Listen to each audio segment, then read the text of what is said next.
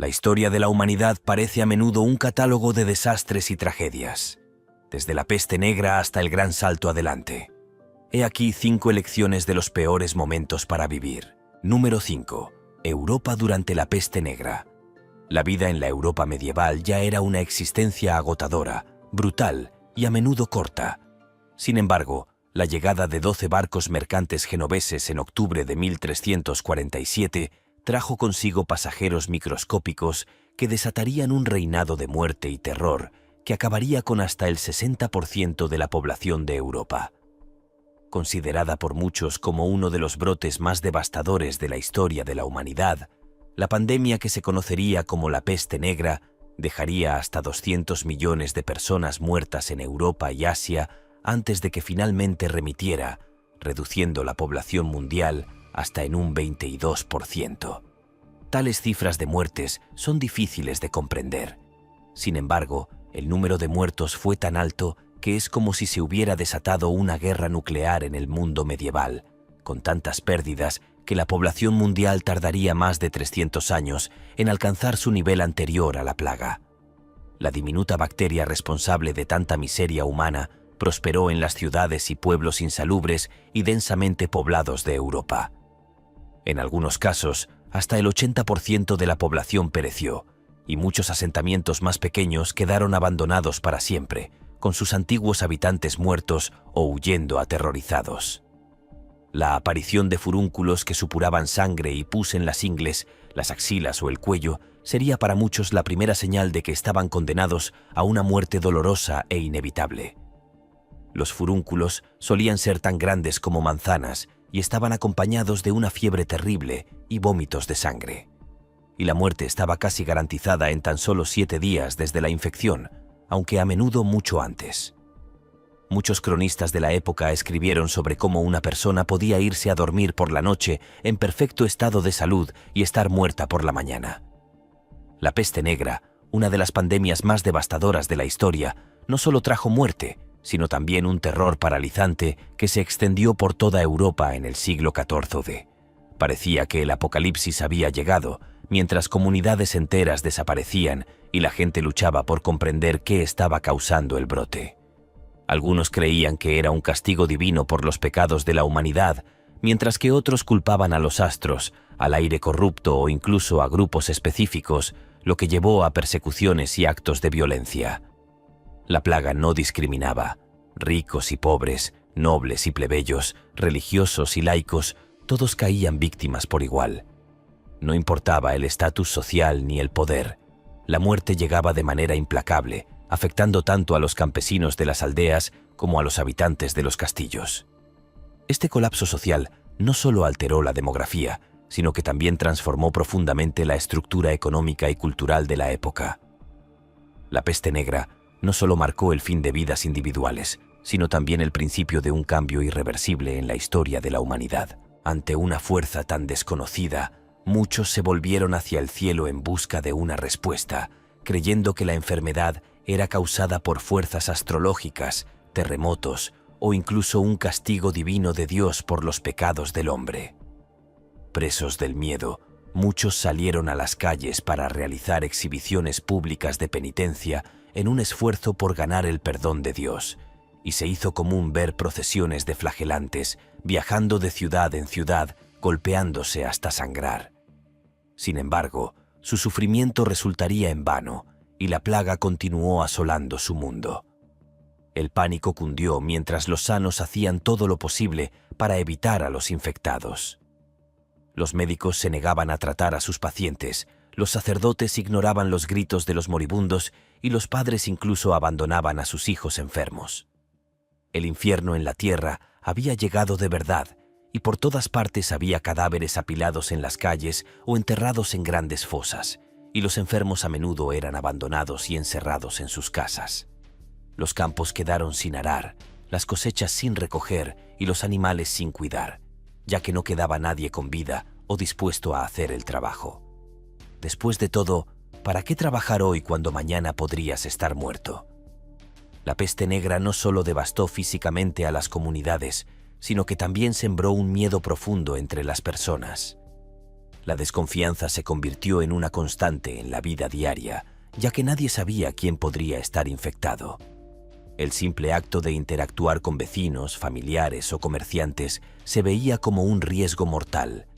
Cada día comenzaba con una aterradora rutina: revisarse el cuerpo en busca de bultos o forúnculos, las temidas señales de que uno también podría estar condenado. Esta atmósfera de paranoia no solo fragmentó los lazos sociales, sino que también llevó a muchos a evitar cualquier tipo de contacto humano, aislándose en un intento desesperado de escapar de la enfermedad.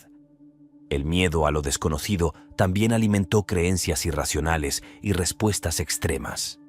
Algunos buscaron consuelo en rituales religiosos, mientras que otros culparon a minorías o a supuestos culpables, lo que derivó en persecuciones y violencia. El aislamiento y la falta de respuestas claras hicieron que la humanidad se sintiera pequeña e impotente frente a una fuerza tan implacable. Para muchos, el simple hecho de sobrevivir un día más era un milagro, mientras que otros se resignaban al destino que parecía inevitable. En este ambiente de incertidumbre y desesperación, la peste negra dejó una marca imborrable en el tejido social de la época. Las comunidades enteras fueron devastadas, dejando pueblos abandonados y ciudades sumidas en el caos. Con la desaparición de tantas vidas, las estructuras sociales tradicionales comenzaron a colapsar. Las relaciones de poder entre señores feudales y campesinos cambiaron drásticamente, ya que la escasez de mano de obra dio a los sobrevivientes una ventaja para exigir mejores condiciones laborales y salarios más altos. Sin embargo, este cambio no estuvo exento de tensiones. Las élites intentaron reforzar el control mediante leyes restrictivas, lo que a menudo resultaba en revueltas y disturbios. Además, el miedo y la desesperación alimentaron un fervor religioso sin precedentes. Mientras algunos buscaban consuelo en la iglesia, otros culparon a grupos marginados como los judíos, acusándolos de causar la plaga mediante el envenenamiento de pozos. Esto dio lugar a violentos pogromos y persecuciones que intensificaron el sufrimiento. En el plano espiritual, muchas personas comenzaron a cuestionar la capacidad de la Iglesia para protegerlos, ya que incluso el clero moría en grandes números. La peste negra no solo diezmó a la población, sino que también transformó para siempre la estructura social, económica y religiosa de Europa, dejando una herida profunda que tardaría siglos en sanar. Número 4. China durante la invasión mongola. Los chinos habían interferido durante mucho tiempo en los asuntos de las tribus mongolas, fomentando las rivalidades y las guerras entre las tribus en un intento de mantenerlas divididas y débiles. Esa interferencia no fue olvidada por Temujin, el hombre que se convertiría en Genghis Khan después de unificar a todas las tribus mongolas bajo su único liderazgo. Y fue la gente común de China la que pagaría el precio cuando en 1205 comenzó la invasión mongola, una conquista que fue iniciada por el Gran Khan, continuada por su hijo Ogedai y completada por su nieto Kublai.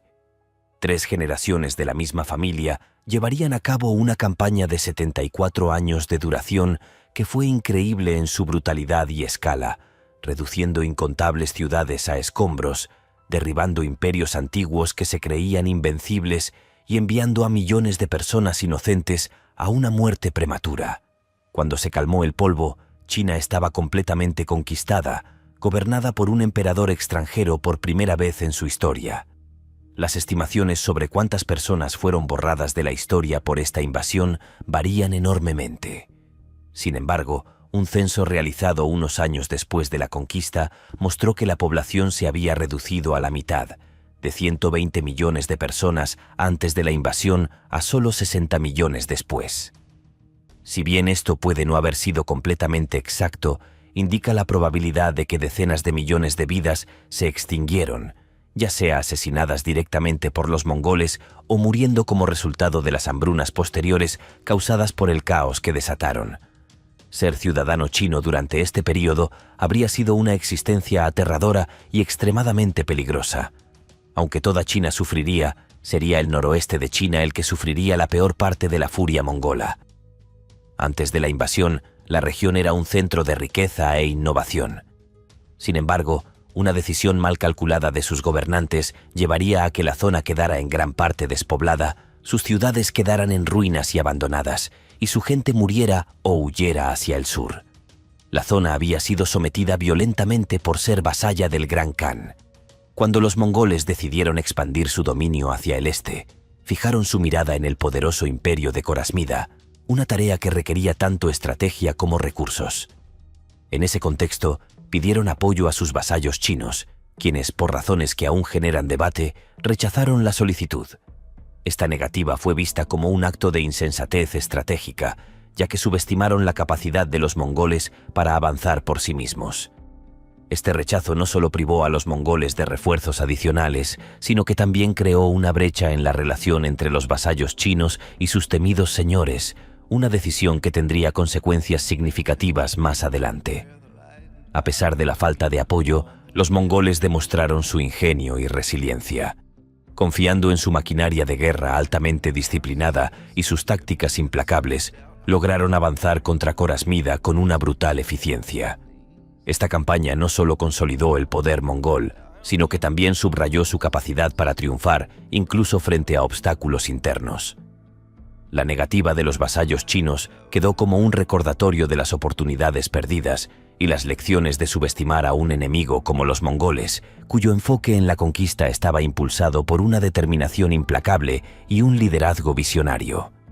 El Khan juró venganza contra el estado chino del noroeste y tras aniquilar el imperio de Khorasmida, regresó al noroeste de China para vengarse. No hubo piedad y los ejércitos mongoles se desplazaron metódicamente de ciudad en ciudad, masacrando a todos y dejando en ruinas los otrora grandes asentamientos que salpicaban el paisaje para nunca más ser habitados. Tal fue la devastación que fuentes chinas afirman que menos del 1% de la población sobrevivió a la carnicería. En el noroeste, a medida que la invasión avanzaba hacia el sur, el miedo se extendió entre la gente como una plaga. Las noticias de la llegada de los mongoles en el horizonte sembraban el pánico y el terror, ya que la gente era muy consciente del destino que les aguardaba si se resistían, y muchas ciudades abrían sus puertas y se rendían sin luchar. Someterse al Khan podía ganarse la misericordia, pero la resistencia se castigaba con una destrucción masiva y la muerte. Las tácticas incluían la quema de tierras de cultivo para matar de hambre a la población que se resistía, el desvío de ríos hacia las ciudades para inundar a los defensores e incluso el lanzamiento de cadáveres enfermos por encima de las murallas de las ciudades para infectar a la población del interior, una práctica que algunos han sugerido que pudo haber traído la peste negra a Europa durante el posterior asedio a la ciudad genovesa de Cafa. Sin embargo, la decisión vital de rendirse o no habría estado en manos del ciudadano común y corriente. La brutalidad de los mongoles no conocía límites, y cualquier intento de resistencia por parte de los gobernantes de una ciudad conquistada resultaba en una represalia inimaginable. Si alguna ciudad decidía oponerse a su poder, sus habitantes eran tratados con una crueldad aterradora. Los conquistadores no dudaban en acorralar a miles, hombres, mujeres y niños por igual, llevándolos como ganado hacia las puertas de la ciudad. Una vez allí, se ejecutaba un macabro ritual. Las víctimas eran decapitadas una por una, mientras los mongoles demostraban su dominio absoluto. Las cabezas de los caídos eran amontonadas meticulosamente en grandes pirámides, como un símbolo de advertencia y terror para los demás. Estas pirámides de cráneos no solo eran una demostración de poder, sino también una herramienta psicológica diseñada para quebrantar la moral de futuros enemigos. Para los sobrevivientes que presenciaban esta carnicería, quedaba claro que resistirse no era una opción viable. Este método casi industrial de exterminio aseguraba la sumisión total de las regiones conquistadas y alimentaba la leyenda del implacable poder mongol. No había espacio para la compasión en su campaña de dominación. El mensaje era claro. Rendirse significaba sobrevivir, pero oponerse traería un final tan cruel como inevitable. Número 3. Las Américas durante la colonización. Es difícil calcular exactamente cuántas personas vivían en las Américas antes del viaje de Colón en 1492, ya que las cifras varían entre 10 millones y 100 millones. Sin embargo, Lo que se sabe es que el contacto con los colonizadores europeos provocó una disminución masiva de la población que destruiría tribus, sociedades y culturas enteras, dejando gran parte del continente como un páramo postapocalíptico. Antes de la llegada de los europeos, las Américas habían estado aisladas del resto del mundo y, como tal, la gente que vivía allí nunca había estado expuesta a enfermedades que ahora eran comunes en el Viejo Mundo, lo que significa que no habían desarrollado el mismo nivel de resistencias que los europeos, ni tenían medicamentos adecuados para tratarlas. Los resultados fueron devastadores y poco después de establecer contacto con los colonos europeos, epidemias de enfermedades como la viruela se extendieron por el continente como un reguero de pólvora, matando a una cantidad asombrosa de personas. Estas pérdidas destruyeron comunidades enteras, ya que ahora quedaban muchas menos personas con vida para cazar y plantar cultivos o cuidar a los enfermos y moribundos. El suministro de alimentos de una tribu se habría reducido, lo que habría debilitado aún más a su gente y la habría dejado aún más vulnerable al siguiente brote de enfermedad. Con la peste negra arrasando el continente, las estructuras sociales y económicas comenzaron a desmoronarse rápidamente. Las aldeas enteras quedaron desiertas y los campos, antes llenos de vida y actividad, se convirtieron en terrenos baldíos. La falta de mano de obra dejó a las cosechas sin recolectar y a los animales abandonados, lo que provocó hambrunas y un colapso aún mayor en la ya frágil sociedad medieval. Los pocos que lograban sobrevivir enfrentaban una lucha constante para mantener sus comunidades funcionales, pero con la muerte acechando en cada esquina, la esperanza se desvanecía rápidamente. El comercio se detuvo, las rutas quedaron vacías y los mercados se cerraron, llevando a un aislamiento extremo que solo agravó la desesperación. Los sobrevivientes, testigos de la devastación, vivieron el colapso de su mundo como una tragedia indescriptible. Familias enteras fueron arrancadas de sus hogares y los que quedaban no solo enfrentaban la pérdida de seres queridos, sino también la destrucción de sus comunidades. La peste no solo mataba a las personas, sino que también desmantelaba los cimientos de la vida cotidiana. Las iglesias, incapaces de explicar o detener la plaga, perdieron la confianza de muchos y las antiguas formas de vida comenzaron a parecer irrelevantes frente a una catástrofe de tal magnitud. Los sobrevivientes no solo cargaban con el dolor de su pérdida, sino también con la incertidumbre de un futuro que parecía condenado. Los colonos europeos que se mudaron al interior probablemente solo se habrían encontrado con los grupos dispersos de sobrevivientes traumatizados que de alguna manera habían logrado superar este apocalipsis biológico, ahora debilitados y listos para la conquista. Se cree que algunas tribus perdieron más del 50% de su gente a causa de las enfermedades, mientras que las tribus más pequeñas a menudo fueron aniquiladas por completo. Algunas estimaciones incluso sugieren que hasta el 90% de la población nativa americana murió como resultado de enfermedades en el siglo posterior a la llegada de los europeos. Tales cifras harían que estas epidemias fueran mucho más mortales que la peste negra, que había asolado Europa solo un par de siglos antes, lo que la llevó a ser descrita como la mayor catástrofe en la historia de la humanidad. Sin embargo, como si las enfermedades mortales no fueran lo suficientemente malas, muchos nativos también tuvieron que lidiar con guerras brutales y una vida miserable de esclavitud. Cuando las tribus eran capturadas, su destino solía ser cruel e implacable. Se les obligaba a enfrentarse a invasores que contaban con armamento superior, mejores recursos y la capacidad de mantener campañas militares durante todo el año. Estas batallas, desiguales desde el principio, terminaban casi siempre en masacres. Guerreros, mujeres y niños eran expulsados de sus tierras ancestrales, arrancados de los lugares que habían habitado durante generaciones. Las antiguas tradiciones y formas de vida eran destruidas, reemplazadas por un sistema de opresión que despojaba a las tribus de su identidad y autonomía, dejándolas sin más opciones que someterse o perecer. Para aquellos que no caían en la batalla, la esclavitud en las minas representaba un destino igualmente despiadado. Los conquistadores, motivados por la codicia, forzaban a los sobrevivientes a trabajar en condiciones inhumanas, extrayendo recursos para enriquecer a los mismos que habían destruido sus hogares. Estas minas se convirtieron en lugares de sufrimiento, donde la vida se reducía a una lucha constante contra el agotamiento, las enfermedades y el hambre. Con cada golpe de sus herramientas, las tribus no solo perdían su fuerza física, sino también su espíritu, mientras veían cómo su esfuerzo contribuía al auge de un sistema que solo les traía dolor y desolación. Número 2. China durante el Gran Salto Adelante. A finales de los años 50, el líder chino, el presidente Mao, emprendió un plan económico y social que pretendía lograr una rápida modernización. Sin embargo, en lugar de convertir al país en un paraíso moderno, el plan transformó a China en una pesadilla catastrófica que se cobraría las vidas de hasta 55 millones de personas en solo 4 años. Decidió que para que el país pasara de una economía agrícola a una industrial, era necesario abolir la propiedad privada.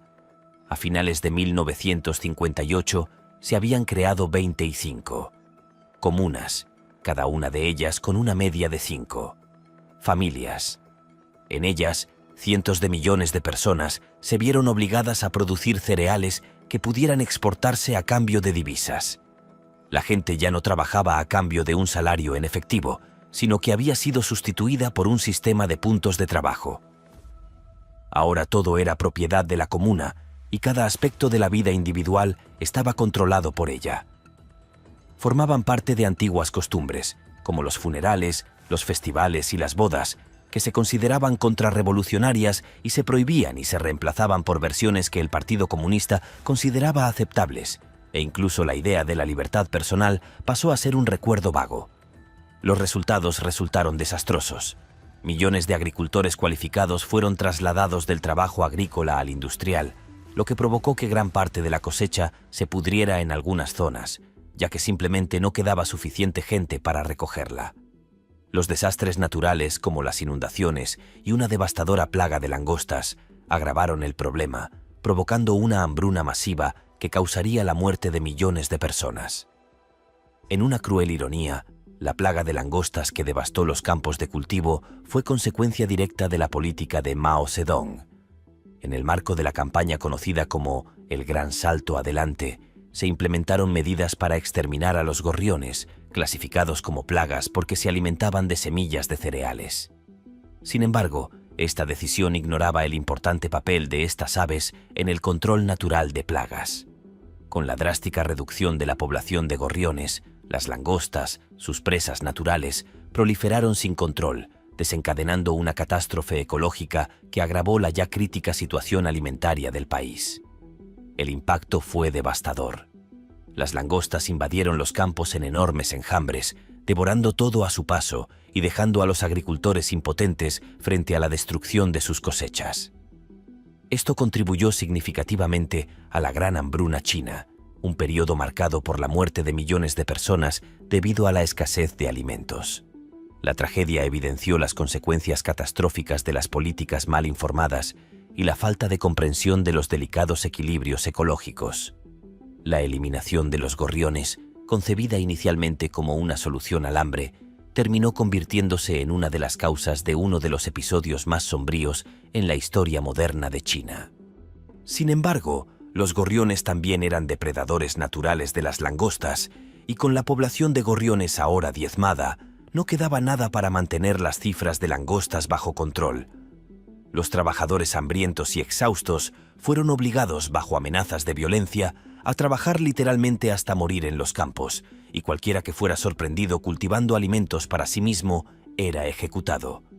Los líderes de la comuna, aterrorizados, informaban sobre las cifras de producción, lo que significaba que se veían obligados a entregar cantidades cada vez mayores de alimentos mientras su gente se moría de hambre. Además, el simple hecho de informar sobre las cifras reales de la cosecha podía dar lugar a la ejecución. A quienes se consideraba demasiado viejos o enfermos para ser trabajadores eficientes, se les prohibía el acceso a los comedores comunales y, por lo tanto, se les mataba de hambre intencionadamente. Incluso huir de una zona gravemente afectada no era una opción, ya que estaba prohibido viajar. Aquellos que no cumplían con sus cuotas o cometían cualquier acto que ahora se considera un delito eran enterrados vivos, atados y arrojados a estanques o simplemente golpeados hasta la muerte. De hecho, los asesinatos fueron tan numerosos que se cree que alrededor del 8% de los que murieron durante el Gran Salto Adelante fueron asesinados violentamente. Y se estima que hasta 3 millones de personas simplemente se suicidaron, eligiendo terminar con su sufrimiento en lugar de seguir viviendo en la miseria. A medida que la sociedad se desmoronaba, los robos y las incursiones en las aldeas vecinas se hicieron comunes, pues la gente buscaba desesperadamente comida para sobrevivir y se extendieron los informes sobre canibalismo. Sin embargo, Mao rechazó todas las ofertas de ayuda internacional y lamentablemente el país siguió siendo un exportador neto de grano a pesar de la hambruna. El programa fue finalmente derogado a principios de la década de 1960 y el sistema comunal se disolvió. Sin embargo, el insano experimento de Mao ya había condenado a millones de personas a una muerte dolorosa y a menudo prolongada. Número 1. Europa durante la primera mitad del siglo XX. Europa ha sido testigo de la mayor concentración de acontecimientos que han causado sufrimiento y miseria increíbles en toda la historia de la humanidad. En el espacio de solo 30 años, se libraron 2 guerras mundiales y en todo el mundo se han cometido genocidios y asesinatos en masa en nombre de ideologías políticas que han provocado la muerte de cientos de millones de personas. Aunque cualquiera de estos escenarios por sí solo era sin duda una pesadilla, sí que existió un grupo de personas que nacieron en el momento y el lugar adecuados para garantizar que sus vidas trazaran un rumbo especialmente desafortunado que les haría experimentar todos los horrores y miserias con los que los humanos han lidiado desde el principio de los tiempos en una sola vida. Un hombre nacido en Europa a finales del siglo XIX habría alcanzado la mayoría de edad al comienzo de la Gran Guerra y sin duda se habría visto arrastrado por el fervor patriótico que se apoderó del continente, alistándose en el ejército para luchar por su país. La Primera Guerra Mundial fue la primera guerra verdaderamente moderna durante la cual la tecnología de la humanidad, que avanzaba rápidamente, se desplegó con efectos letales, dispensando niveles de muerte nunca antes vistos en el campo de batalla. Ya no era raro que hubiera miles de bajas en un solo día de batalla.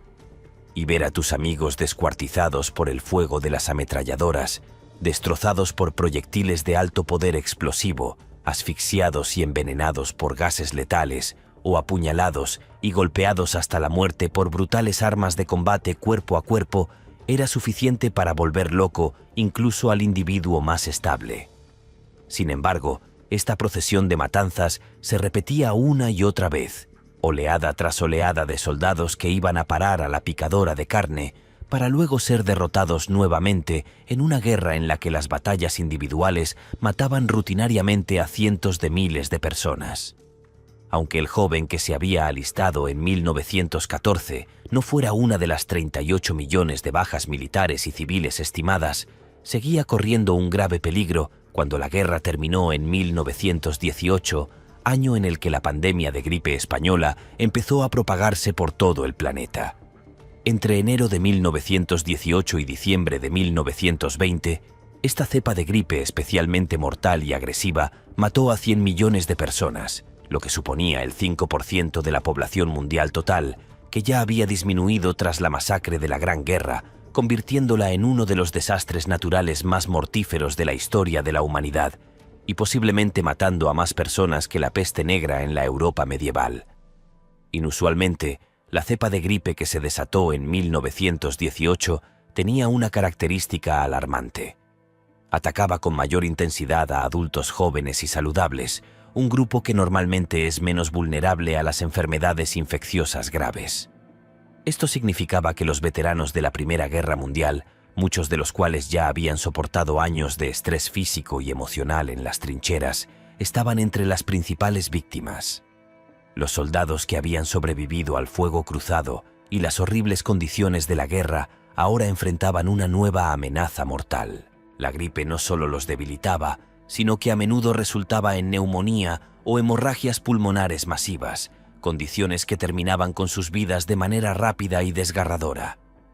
El impacto fue devastador, tanto en los campos de batalla como en las comunidades que apenas comenzaban a reconstruirse después del conflicto. Cientos de miles de jóvenes que eran considerados la esperanza y el futuro de sus naciones, sucumbieron a esta enfermedad en cuestión de días o semanas. Las imágenes de hospitales desbordados, cuerpos acumulados y familias enteras diezmadas por la gripe pintaban un cuadro sombrío. Este inesperado enemigo invisible se llevó más vidas que la guerra misma, dejando cicatrices profundas en la sociedad de la época y transformando la victoria en un luto global mientras las naciones intentaban recuperarse de dos catástrofes casi simultáneas. Aquellos que lograron sobrevivir a estas dos calamidades pudieron haber comenzado finalmente a reconstruir sus vidas durante la década de 1920.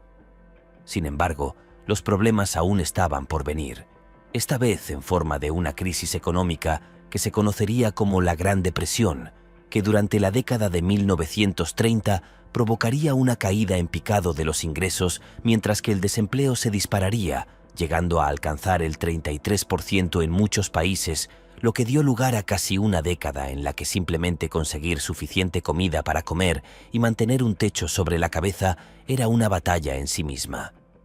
Podría decirse que la Primera Guerra Mundial y esta Gran Depresión sembraron las semillas del conflicto más devastador de todos los tiempos. La Segunda Guerra Mundial, que se calcula que causaría 80 millones de bajas en todo el mundo y quizás millones de hombres, sería la segunda vez que luchaban en una guerra mundial al servicio de su país. Es difícil imaginar cómo se habría sentido haber sobrevivido a estos acontecimientos mortales, tal vez pensando que realmente había luchado en la guerra para poner fin a todas las guerras, solo para presenciar al mundo sumido en la locura y la matanza por segunda vez, y ser llamado a filas para revivir el horror de nuevo. ¿Cuántos hombres sobrevivirían a la Primera Guerra Mundial solo para perecer en la Segunda, experimentando una vez más la destrucción que la tecnología podía causar en el campo de batalla a medida que se añadían tanques, aviones y cohetes más avanzados a los arsenales ya letales de las grandes potencias y reducían gran parte de Europa a escombros en el transcurso de 6 amargos años de lucha, durante los cuales la decencia humana parece haberse derrumbado a medida que la gente luchaba con un espíritu de lucha? Nivel de brutalidad y crueldad que antes de la guerra podría haber parecido increíble. De hecho, no hay duda de que un grupo considerable de hombres desafortunados vivió una vida marcada por un encadenamiento de tragedias históricas que pocos podrían imaginar soportar.